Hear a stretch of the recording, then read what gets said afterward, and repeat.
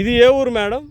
ఈ ఊరు పేరు స్టేజీ పిన్పాక అంటే మండలం, వైరా మండలం, ఖమ్మం డిస్టిక్. మీరు విత్తనాలు రికమెండ్ చేశారు కదా, మీరేమైనా చెప్పగలరా? ఇప్పుడు యువరాజులో వచ్చేసి ఏంటంటే ప్రతి ఒక్కటి కూడా చివరి వరకు పోతో పిండి వచ్చేసి పిండి అవుతుంది. ఇక్కడ అంచు దాకా రాలేదు. కాకపోతే ఇందులో ఏంటంటే ప్రతి ఒక్కటి కూడా చివరి కూడా చూడండి మీరే, ఇదేంటంటే పిండి అవుతుంది, పోత వచ్చేసి పిండి అవుతుంది. కాపు కూడా దగ్గర కాపు అయింది. ఇంకొకటి ఏంటంటే నల్లి కూడా దీనికి తక్కువ అటాక్ అయింది. నల్లి కూడా దీంట్లో చాలా వరకు నల్లిని కూడా తట్టుకునే శక్తి కలిగింది దీనికి. యువరాజ్ మట్టికి చాలా బాగుంది. సార్, ఈ ఇత్తనం యొక్క స్పెషాలిటీ లక్షణాలు ఏమన్నా చెప్పగలరా? దీంట్లో వైరస్ కి నల్లికి తట్టుకునే శక్తి ఉంది. ప్లస్ దీంట్లో నల్లి వచ్చినా కానీ ఆ నల్లి తట్టుకొని పిందయ్యి కాయపడే లక్షణం ఉంది. ప్లస్ ఈ కాయ క్వాలిటీ చూసి మార్కెట్లో అధిక రేటు పడిద్ది. ఈ సీడ్కి సీడ్ క్వాలిటీ ఎలా ఉంది సార్, ఒకసారి చూపించండి. సీడ్ క్వాలిటీ చాలా బాగుంది, షైన్ అవుతుంది, మంచిగా ఉంది. ఒక ట్రయల్ శాంపిల్గా ఆ తర్వాత కూడా కొన్ని ఫీల్డ్స్ సంబంధించి వీడియోలు మన ఛానల్లో రిలీజ్ చేయడం జరిగింది. కానీ మీరు ఇక్కడ ఇంతమంది ఉన్నారు కానీ ఒక స్పెషల్ క్యారెక్టర్ని మీరు మర్చిపోయారు. అదేంటంటే చిన్నప్పటి నుంచి చెట్టు ఒకసారి చూడండి, మంచిగా చిన్నప్పుడు చూడండి, చెట్టు అనేది ఒకలాగా ఉండదు, మినిమం 3 చెట్లతో సమానంగా పెరుగుతూ ఉంటుంది చిన్నప్పటి నుంచి. అదే ఈ యువరాజుకు ఉన్నటువంటి స్పెషాలిటీ లక్షణం. దానివల్లనే దిగుబడి అనేది ఎక్కువగా వచ్చే అవకాశాలు ఎక్కువగా ఉంటాయి.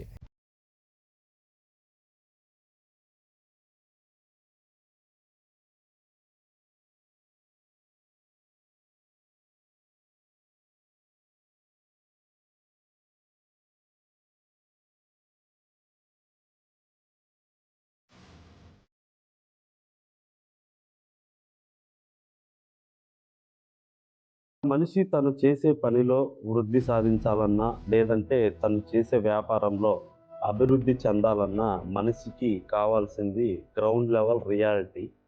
సో అందులో భాగంగానే ఈరోజు మీరు చూస్తున్నటువంటిది, ఒక చేలో ఏదో ఒక మూలన ఒక కాసిన కొమ్మను పట్టుకొని ఊపితే, లేదంటే దాంతో ఫోటో దిగితే అది రీల్ అవుతుంది.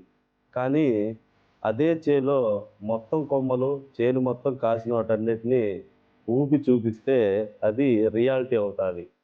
ఇది ఎందుకు చెప్తున్నానంటే, ప్రతి రైతు విత్తనాన్ని ఎంచుకునే విషయంలో మీరు రకరకాల ఫీల్డ్స్ చూస్తూ ఉంటారు. ఇది చూస్తున్నప్పుడు గ్రౌండ్ లెవెల్ రియాలిటీ అనేది చాలా ఇంపార్టెంట్. కాబట్టి విత్తనం ఎంచుకునే విషయంలో ప్రతి ఒక్కళ్ళు గ్రౌండ్ లెవెల్ రియాలిటీని తెలుసుకొని విత్తనాలని ఎంచుకుంటారు అని నేను మనసారా కోరుకుంటున్నాను. ఈ విత్తనం ఏందో చెప్పడం మర్చిపోయాను. అదేంటంటే ఇది వచ్చేసరికి తేజ సెగ్మెంట్కి సంబంధించి యువరాజ్ గోల్డ్ అనే విత్తనం. ఇది వచ్చేసరికి Aadya agri genetic seeds India private limited, Medchal, Hyderabad company వారి యువరాజ్ గోల్డ్ మరియు ఇతర కంపెనీ విత్తనములు. సో దీనికి సంబంధించినటువంటి ఆఫీస్ నెంబర్స్ కూడా ప్రొవైడ్ చేయడం జరిగింది. ప్రతి ఒక్కళ్ళు ఇది కావాల్సిన వాళ్ళు సంప్రదిస్తారని మనసారా కోరుకుంటున్నాను. ధన్యవాదములు. ఈ 2026 సీజన్లో ఇంట్రడ్యూస్ చేస్తున్న తేజాలో ప్రీమియం క్వాలిటీ అయినటువంటి యువరాజ్ గోల్డ్ అనే విత్తనం యొక్క గ్రౌండ్ లెవెల్ రీసెర్చ్ మనం చూసుకున్నట్లయితే మేజర్గా జర్మినేషన్ విషయంలో 100కి 100% సక్సెస్ రేటు, దానితో పాటు బేస్మెంట్ నుంచే మొక్క ఎదుగుదల అనేది మినిమం 3 నుంచి 4 బ్రాంచెస్ నమోదు చేయడం జరిగింది. అదేవిధంగా ఎటువంటి నేలలో అయినా సరే 4 అడుగుల ఎత్తు, దానితో పాటు హైయెస్ట్ వచ్చేసరికి 6 అడుగుల ఎత్తుని నమోదు చేయడం జరిగింది.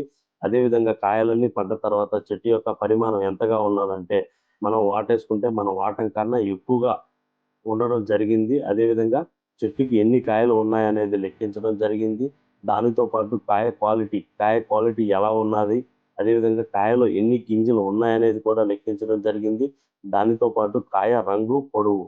సో కాయ రంగు ఎలా ఉన్నది, పొడవు ఎలా ఉన్నది, అదేవిధంగా కాయ చెట్టుకి ఉన్నప్పుడు అంటే మినిమం 60 రోజుల నిల్వ చేసినా కానీ కాయ యొక్క రంగు షైనింగ్ అనేది తగ్గుతున్నదా లేదా, కళ్ళంలో ఉన్నప్పుడు కాయ యొక్క రంగు షైనింగ్ అనేది ఎలా ఉన్నది, అదేవిధంగా కాయకి ఎటువంటి ముడతలు ఉండడం జరిగిందా లేదా అని ఇన్ని రకాల పరిమాణాలని ఎస్టిమేషన్ వేసిన తర్వాత తేజాలో ప్రీమియం క్వాలిటీగా ఈ యువరాజ్ గోల్డ్ని పరిగణించడం జరిగింది. ఈ 2026 సీజన్లో రిలీజ్ చేయడం జరుగుతూ ఉన్నది.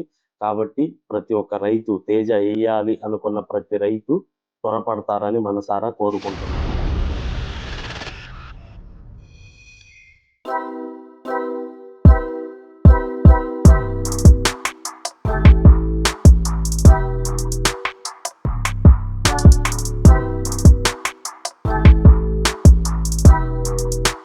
Thank you.